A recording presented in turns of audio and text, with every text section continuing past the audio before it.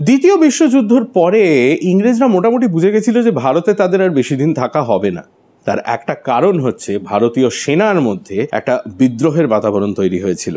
1945 সালের নভেম্বর নাগাদ লালকেল্লায় শুরু হয় দি আইএনএ ট্রায়ালস, আর দেশ জুড়ে শুরু হয় তার প্রতিবাদ। 21শে নভেম্বর 1945 কলকাতায় ছাত্ররা একটি মিছিল অর্গানাইজ করে এই আইএনএ ট্রায়ালস এর প্রতিবাদ করতে।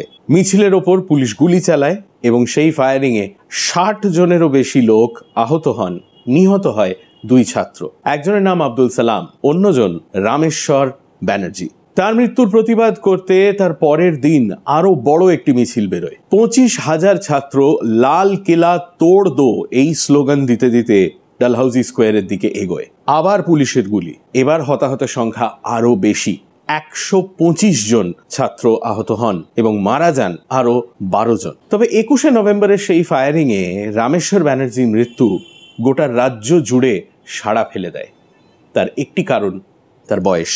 রামেশ্বর ব্যানার্জি জন্মেছিলেন 1925 সালে। মৃত্যুর সময় তার বয়স হয়েছিল মাত্র 20। কবি নীরেন্দ্রনাথ চক্রবর্তী রামেশ্বরের ব্যাপারে একটি কবিতা লিখেছিলেন, তার একটা ছোট্ট অংশ আপনাকে পড়ে শোনাই।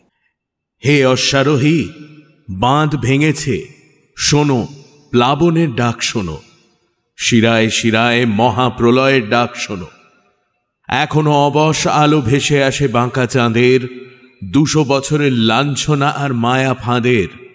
নেশায় ঘুমায় বন্ধুরা, ঘুম ভাঙো তাদের। মহাপ্রলয়ের শঙ্খ শুনেছ, তোমার শঙ্কা নাই কেন?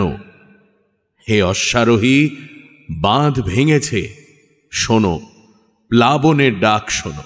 শহীদ রামেশ্বর ব্যানার্জি। গোটা অগস্ট মাস জুড়ে আপনাকে আমাদের স্বাধীনতা সংগ্রামের, আমাদের বিপ্লবীদের গল্প শুনিয়েছি। কলকাতার ইতিহাসের সম্বন্ধে যদি আরো জানতে চান, আরো গল্প শুনতে চান, তাহলে ইনস্টাগ্রামে ফলো করুন আর ইউটিউবে সাবস্ক্রাইব করুন টু হাফ প্যান্ট হিস্ট্রি।